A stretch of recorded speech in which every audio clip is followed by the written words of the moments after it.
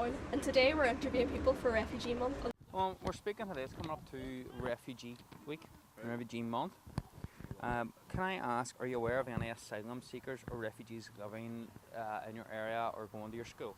No, not even. You haven't met any of them? No. Okay. Can I ask, you're aware of the media coverage of refugees and the refugee crisis? Yeah. What are your thoughts on that?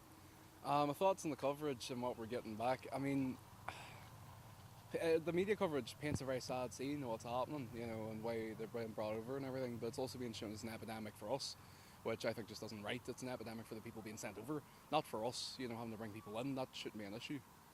There's more than enough room in most countries that it shouldn't be an issue taking refugees on. Okay. How do you feel the story should be portrayed then? Well, it should be portrayed as it should just show how horrible it is for the refugees and get people to bring them in and, help them out. Like, it shouldn't be seen as a story that's victimising us, bringing them in and, ruin our own lives because of them. It shouldn't be that case. It shouldn't be the case where we don't have the room or anything, because we do. We do have the room and we do have the resources to bring in refugees and keep them. I don't see why it's such a big deal. They just keep refugees in whenever they're having a hard time in their own country and they have to be, taken out. I just don't see why that's such a big deal. When we think about the media coverage of asylum seekers, what's your reaction to it, or when you reflect on that, what are your thoughts?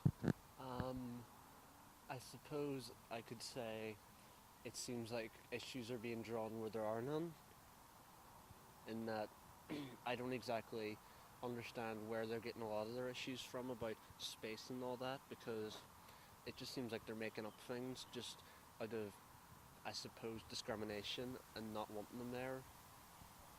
Would you characterise the coverage that you see as negative or positive, and which, if so, why? I don't see a lot of it, but from what I have seen, it definitely wouldn't be categorised as positive, because it just seems like, as I said, issues are being made where there are none, and it just seems like there's some form of deep-seated hatred in there. I think it's unfortunate that they're being forced to move, and I think it's cruel that people are complaining that they're taking up jobs, because everyone needs jobs, and it doesn't matter who's taking them, they're there for everyone. Very good. Do you think then that the refugees are treated unfairly by society as a whole? Definitely. I think we should be offering them shelter rather than just discreetly trying to push them away from it. Well, the refugees coming over here, like some people cover it as like kind of bad, and then others cover it as kind of like more and more people are coming into the city, which is a good thing. It's 50-50. Half of the people see them as bad guys coming into the country, taking jobs, taking houses, taking stuff away from the Irish. And then you got the other ones that are like, they have nowhere to go. Their home countries are in war. They're going through hell over there. So bring them into the country and help their families, give them a brighter future. Okay. Is there anything you would like to see the media do differently when they're telling the story? Or was there another way you believe the story should be told? The thing about media is they don't care about the truth. They just kind of care about headlines to make people buy the paper and read it.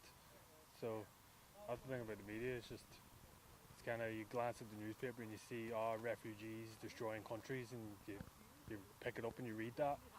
So it's all about that kind of, they're just looking for a good story. They're not really looking, they don't really care about the facts or anything. It's a tricky one because we are going through a recession and all, and there are a lot of families in Ireland, even homeless, and to be able to take on more people into the country, it's just going to leave more people homeless.